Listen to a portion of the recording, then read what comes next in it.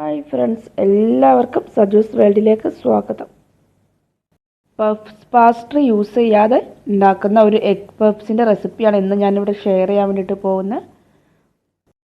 അപ്പോൾ നമുക്ക് ആദ്യം തന്നെ ഇവിടെ ഒരു മാവ് കുഴച്ചെടുക്കാം. അപ്പോൾ അതിന് വേണ്ടിയിട്ട് ഞാനിവിടെ 1.5 കപ്പ് ഗോതമ്പ് പൊടി എടുത്തിട്ടുണ്ട്. അപ്പോൾ സാധാരണ നമ്മൾ പഫ്സ് ഉണ്ടാക്കുന്നത് മൈദപ്പൊടിയിലാണ് കേട്ടോ. അപ്പോൾ ഞാനിവിടെ കുറച്ചുകൂടി ഹെൽത്തി ആയിട്ട് ഗോതമ്പ് പൊടിയാണ് എടുത്തേക്കുന്നത്.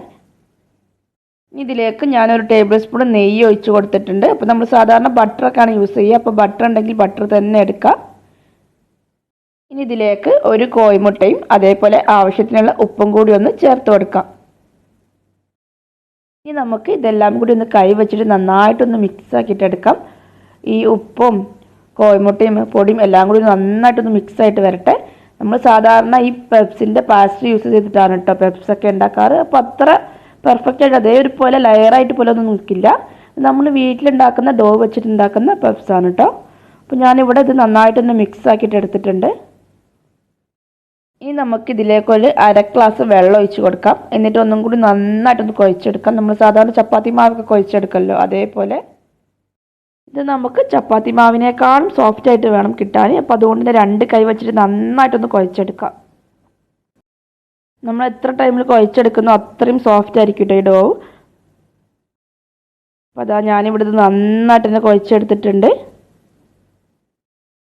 ഇപ്പോൾ ഇവിടെ നല്ല സോഫ്റ്റ് ആയിട്ട് തന്നെ വന്നിട്ടുണ്ട്. ഇനി നമുക്കിതൊന്ന് മൂടി വെക്കാം. ഒരു 20 മിനിറ്റൊക്കെ ഒന്ന് മൂടി വെക്കാം കേട്ടോ.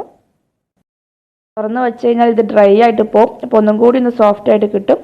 ആ ടൈമിൽ നമുക്കിനി ഇതിലേക്ക് വേണ്ട ഫില്ലിങ് റെഡിയാക്കി എടുക്കാം. 3 കോഴിമുട്ട ഞാൻ ഓൾറെഡി അപ്പുറത്ത് പുഴുങ്ങാൻ വേണ്ടിയിട്ട് വെച്ചിട്ടുണ്ട്. ഇനി നമുക്ക് ഈ ചീനച്ചട്ടിയിലേക്ക് ഒരു 1.5 ടേബിൾ സ്പൂൺ ഓയിൽ ഒഴിച്ച് കൊടുക്കാം. 1 ടേബിൾ സ്പൂൺ വെളുത്തുള്ളി ഇഞ്ചി ചതച്ചത്. ഇത് നമുക്ക് ജസ്റ്റ് ഒന്ന് വഴറ്റി കൊടുക്കാം കേട്ടോ.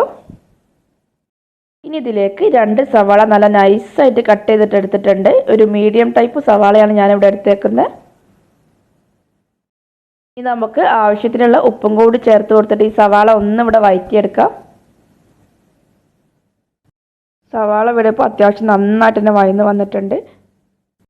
ഇനി ഞാനിവിടെ ചെറിയൊരു തക്കാളിയുടെ പകുതി എടുത്തിട്ടുണ്ട്. അതും കൂടി ഒന്ന് ഇട്ട് കൊടുക്കാം. ചെറുതായിട്ടൊന്ന് കട്ട് ചെയ്തിട്ട്. തക്കാളി ഇടുമ്പോൾ പ്രത്യേകം ശ്രദ്ധിക്കുക കേട്ടോ, കൂടരുത്. കൂടിക്കഴിഞ്ഞാൽ ചെറുതായിട്ട് ആ പുളി ടേസ്റ്റൊക്കെ കൂടും.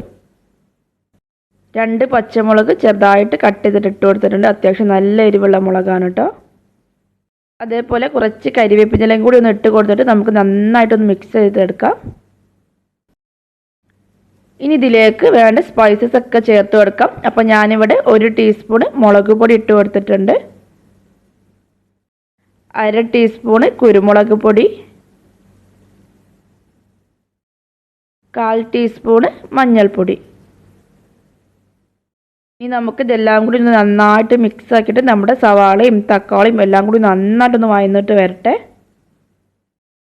നമ്മൾ കോഴിമുട്ട പുഴുങ്ങാൻ വെച്ചത് അപ്പോഴേക്ക് തന്നെ റെഡി ആയിട്ട് കിട്ടിയിട്ടുണ്ടാവും കേട്ടോ. അപ്പോൾ നമുക്ക് ആ കോഴിമുട്ടയും കൂടി റെഡി ആക്കിയിട്ട് എടുത്തിട്ടുണ്ടാവണം. അപ്പോൾ നമ്മുടെ ഫില്ലിങ്ങും അപ്പോൾ അവിടെ റെഡിയായി. ഇതെല്ലാം കൂടി നന്നായിട്ട് തന്നെ വഴന്ന് വന്നിട്ടുണ്ട്. നല്ല സോഫ്റ്റ് ആയിട്ടുണ്ട് ഉള്ളികളൊക്കെ. ഇനി നമുക്ക് ഇതെങ്ങനെയാണ് പഫ്സ് ആക്കിയിട്ട് മാറ്റുന്നത് നോക്കാം. അപ്പോൾ നമ്മുടെ ഡോ ഇവിടെ നല്ല സോഫ്റ്റ് ആയിട്ട് വന്നിട്ടുണ്ട് കേട്ടോ. അപ്പോൾ കൈ വെച്ചിട്ട് ഒന്നും കൂടി ഒന്ന് നന്നായിട്ടൊന്ന് മിക്സ് ആക്കിയിട്ട് എടുക്കാം. നമ്മൾ ഇതൊന്ന് പരത്തിയെടുക്കാൻ വേണ്ടിയിട്ട് പോവാണ്. ഇത്രയും സോഫ്റ്റ് ആവണം കേട്ടോ. അത് പ്രസ് ചെയ്യുമ്പോൾ തന്നെ ഇങ്ങനെ പ്രസ് ആവുന്ന അത്രയും സോഫ്റ്റ് ആയിരിക്കണം. ഇവിടെ 3 കോഴിമുട്ട പുഴുങ്ങിയെടുത്തത് ഇതാ നടുവൊന്ന് കട്ട് ചെയ്തിട്ട് ഇട്ട് കൊടുത്തിട്ടുണ്ട്. ഇനി നമുക്ക് നമ്മൾ നേരത്തെ ഉണ്ടാക്കി വെച്ചിരുന്ന ഡോവെന്ന് കുറച്ച് ഡോവ് എടുക്കാം. ഞാനിവിടെ പരത്താനെടുക്കുന്ന പല കുറച്ച് ചെറുതായതുകൊണ്ടാണ് കേട്ടോ ഞാനിവിടെ കുറച്ച് ഡോവ് എടുത്തേക്കുന്നത്. അപ്പോൾ നിങ്ങളുടെ വലിയ പലയിലൊക്കെയാണ് പരത്തുന്നതെങ്കിൽ അല്ലെങ്കിൽ കൗണ്ടർ ടോപ്പിലൊക്കെ വെച്ച് പരത്താണെങ്കിൽ കുറച്ച് അധികം തന്നെ എടുക്കാം. നമുക്കത് നീട്ടി പരത്തിയിട്ട് കുറച്ച് നല്ല വലിപ്പത്തിൽ തന്നെ പഫ്സൊക്കെ ഉണ്ടാക്കിയെടുക്കാം കേട്ടോ. അപ്പോൾ ഇത് കുറച്ച് ചെറുതാണ് ഞാനിവിടെ ഉണ്ടാക്കിയെടുക്കുന്നത്. ഇനി നമുക്ക് ഇതിൻ്റെ സൈഡൊക്കെ ഒന്ന് കട്ട് ചെയ്തിട്ട് നല്ലൊരു സ്ക്വയർ ഷേപ്പ് ആക്കിയിട്ട് വേണം ഇതെടുക്കാനായിട്ട്. നമ്മൾ ഈ കട്ട് ചെയ്തിട്ട് വെക്കുന്നത് കളയേണ്ട ആവശ്യമൊന്നുമില്ല കേട്ടോ. നമുക്ക് ഇനി ബാക്കിയുള്ള ഡോവിനെ കൂടെ മിക്സ് ചെയ്തിട്ട് വീണ്ടും പരത്തിയെടുക്കാവുന്നതേ ഉള്ളൂ. അപ്പോൾ നിങ്ങൾക്ക് കൗണ്ടർ ടോപ്പിലൊക്കെ വെച്ച് പരത്താണെങ്കിൽ നല്ല വലുതാക്കിയിട്ട് തന്നെ പരത്തിയിട്ട് നല്ല അടിപൊളിയായിട്ട് കട്ട് ചെയ്തിട്ട് എടുക്കാം കേട്ടോ. അപ്പോൾ ഇത് ഞാൻ ഈ ചെറിയൊരു പല ആയതുകൊണ്ടാണ് ഇത്ര ചെറുതായിട്ടുള്ളത്. ഞാനിവിടെ 4 സൈഡും നന്നായിട്ട് തന്നെ കട്ട് ചെയ്ത് നല്ല സ്ക്വയർ ആയിട്ട് കിട്ടിയിട്ടുണ്ട്. ഇനി നമുക്കിതാ ഇതേപോലെ ഒന്ന് കട്ട് ചെയ്തിട്ട് 4 പീസാക്കിയിട്ട് മാറ്റാം. നമുക്ക് ഓരോന്നും സ്ക്വയർ ഷീറ്റായിട്ടാണ് കേട്ടോ വേണ്ടത്. ഇനി നമുക്ക് ഇതിലേക്ക് നമ്മുടെ ഫില്ലിങ് വെച്ച് കൊടുക്കാം. അപ്പോൾ നമ്മൾ ഈ പഫ്സിൻ്റെ പാസ്റ്റൊക്കെ വാങ്ങിയിട്ട് ചെയ്യുന്ന സമയത്ത് നല്ല പെർഫെക്റ്റ് ആയിട്ട് കിട്ടുമല്ലോ. അപ്പോൾ നമ്മൾ വീട്ടിലുണ്ടാക്കിയെടുക്കുന്നത് തന്നെ ആയതുകൊണ്ട് അതിൻ്റെതായ കുറച്ച് വ്യത്യാസങ്ങളൊക്കെ ഉണ്ടാവും. അപ്പോൾ ഞാനിതാ ഇതിലേക്ക് നമ്മുടെ ഫില്ലിങ് വെച്ച് കൊടുത്തിട്ടുണ്ട്. ഇനി അതിൻ്റെ മുകളിലായിട്ട് നമ്മൾ നേരത്തെ കട്ട് ചെയ്ത് വെച്ചിരുന്ന ഒരു കോഴിമുട്ടയുടെ പകുതി വെച്ച് കൊടുക്കാം. ഇനി നമ്മളിതാ ഇതേപോലെയാണ് കേട്ടോ മടക്കിയെടുക്കുന്നത്. 4 സൈഡിൽ നിന്നും ഇതേപോലെ മടക്കിയെടുക്കാം. അപ്പോൾ കുറച്ച് ചെറുതായതുകൊണ്ട് തന്നെ ഞാൻ കുറച്ചിങ്ങനെ നീട്ടിയിട്ട് മടക്കിയെടുക്കുന്നുണ്ട്. അപ്പോൾ നിങ്ങൾ വീട്ടിലുണ്ടാക്കുന്ന ടൈമിൽ ഇത്ര അങ്ങോട്ട് ചെറുതാക്കിയിട്ട് ഉണ്ടാക്കണ്ട കേട്ടോ. കുറച്ചുകൂടി വലിപ്പത്തിലൊക്കെ ഉണ്ടാക്കാൻ പറ്റുകയാണെങ്കിൽ അങ്ങനെ ഉണ്ടാക്കാം. അപ്പോൾ നമ്മുടെ ഒരു പഫ്സ് ഇവിടെ റെഡി ആയിട്ടുണ്ട്. നല്ല പെർഫെക്റ്റ് ആയിട്ട് തന്നെ കിട്ടിയിട്ടുണ്ട്. ഇനി നമുക്ക് ഇതേപോലെ തന്നെ ബാക്കിയുള്ളത് ഉണ്ടാക്കിയെടുക്കാം കേട്ടോ. അല്ലെങ്കിൽ നമുക്ക് വേറൊരു രീതിയിലും കൂടി ഇത് മടക്കിയെടുക്കാൻ വേണ്ടിയിട്ട് പറ്റും. അപ്പോൾ ഞാൻ ആ രീതിയും കൂടി കാണിക്കാം കേട്ടോ. 2 ഷേപ്പിലും നമുക്ക് ഉണ്ടാക്കിയെടുക്കാം. അപ്പോൾ അതിന് വേണ്ടിയിട്ട് ഞാൻ നേരത്തെ പരത്തിയെടുത്ത പോലെ തന്നെ നന്നായിട്ടൊന്ന് നീട്ടി പരത്തിയെടുത്തിട്ടുണ്ട്. എന്നിട്ട് നമുക്ക് സ്ക്വയറിൽ ഒന്ന് കട്ട് ചെയ്തിട്ടെടുക്കാം. നമ്മളിതാ ഇതിൻ്റെ നടുവിൽ കൂടെ ഇങ്ങനെയും കൂടി ഒന്ന് കട്ട് ചെയ്തിട്ടെടുക്കുന്നുണ്ട്. എന്നിട്ട് ഒരു ഷീറ്റ് എടുത്തിട്ട് മറ്റതിൻ്റെ മുകളിൽ ഇതേപോലെ ക്രോസ് ആക്കിയിട്ട് ഒന്ന് വെച്ച് കൊടുക്കാം. നമ്മൾ നേരത്തെ ഉണ്ടാക്കിയതിനേക്കാളും കുറച്ചും കൂടി വലിപ്പത്തിലാണ് കേട്ടോ ഇത് ഉണ്ടാവുക. കാരണം 2 ലെയറായിട്ട് അതിൻ്റെ ഉള്ളിലാണല്ലോ നമ്മൾ വെച്ച് കൊടുക്കുന്നത്. ഇനി നമുക്ക് ഇതിൻ്റെ നടുവിലും നേരത്തെ വെച്ച പോലെ തന്നെ ഫില്ലിങ് വെച്ച് കൊടുക്കാം. അതിൻ്റെ മുകളിൽ ഒരു കോഴിമുട്ടയും വെച്ച് കൊടുത്തിട്ട് ഇതേപോലെ 2 സൈഡിലും ഉള്ളിലേക്കാക്കിയിട്ട് മടക്കി വെച്ച് കൊടുക്കാം. അപ്പോൾ അതാ നമ്മുടെ എഗ് പഫ്സ് ഇവിടെ റെഡി ആയിട്ടുണ്ട്. നല്ല ഷേപ്പിൽ തന്നെ കിട്ടിയിട്ടുണ്ട്. അപ്പോൾ നിങ്ങൾക്ക് ഇതിൽ ഏത് ഷേപ്പിൽ വേണമെങ്കിലും ഉണ്ടാക്കിയെടുക്കാം കേട്ടോ. നമുക്കിത് ഓവണൊന്നും ഇല്ലാതെ എങ്ങനെയാണ് കുക്കറിൽ ബേക്ക് ചെയ്തെടുക്കുക എന്നുള്ളത് നോക്കാം. സാധാരണ ഓവണിലാകുമ്പോൾ വളരെ സിമ്പിളായിട്ട് നമുക്ക് ബേക്ക് ചെയ്തെടുക്കാവുന്നതേ ഉള്ളൂ. അപ്പോൾ ഇത് കുക്കറിലായതുകൊണ്ട് തന്നെ നമ്മൾ സാധാരണ ഓവണിൽ ചെയ്യുന്ന പോലെ തന്നെ അതിൻ്റെ മുകളിൽ ഒന്ന് ബട്ടർ തേച്ച് കൊടുക്കാം. ബട്ടർ ഇല്ലെങ്കിൽ ഓയിലും ഒന്ന് പുരട്ടി കൊടുത്താൽ മതി കേട്ടോ. അപ്പോൾ ഞാനിത് എല്ലാത്തിലും ഓയിലൊന്ന് നന്നായിട്ട് പുരട്ടി കൊടുത്തിട്ടുണ്ട്. ഇനി നമുക്ക് ഇത് ഉണ്ടാക്കാനായിട്ട് ഞാനിവിടെ ഒരു കുക്കർ ഗ്യാസിൽ വെച്ചിട്ടുണ്ട്.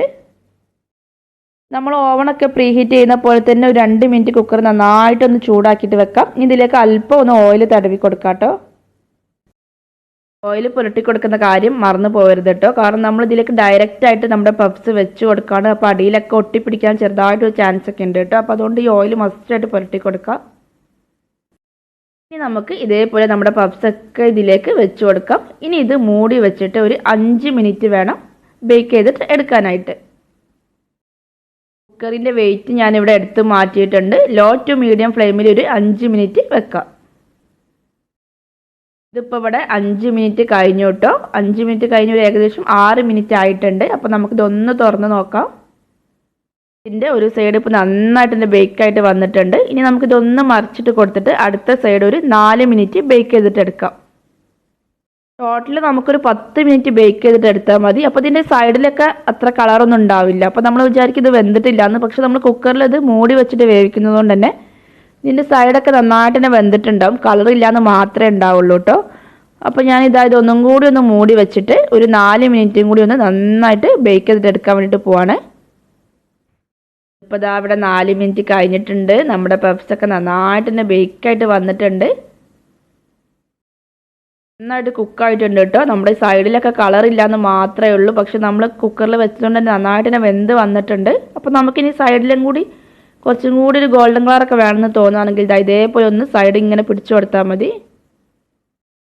നമ്മൾ ഈ കുക്കറിൽ നിന്ന് മാറ്റുന്ന ടൈമിൽ എല്ലാ പഫ്സും ഇതേപോലെ ഒന്ന് സൈഡ് വെച്ച് കൊടുത്താൽ മതി. അപ്പോൾ ഇത് സൈഡിലും കൂടി ഒന്ന് കുറച്ചും കൂടിയൊക്കെ കളറായിട്ട് കിട്ടും കേട്ടോ. നമ്മൾ കുറച്ചുകൂടി വലിപ്പത്തിലുണ്ടാക്കിയ പഫ്സൊക്കെ ഇതേപോലെ ഒന്ന് സൈഡിലേക്ക് ആക്കിയിട്ട് വെച്ച് കൊടുക്കുകയും ചെയ്യുക. അപ്പോൾ ആ സൈഡൊക്കെ നന്നായിട്ട് തന്നെ കളറൊക്കെ ആയിട്ട് വന്നോളും. അപ്പോൾ നമ്മുടെ എഗ് പഫ്സ് ഇവിടെ റെഡി ആയിട്ടുണ്ട്.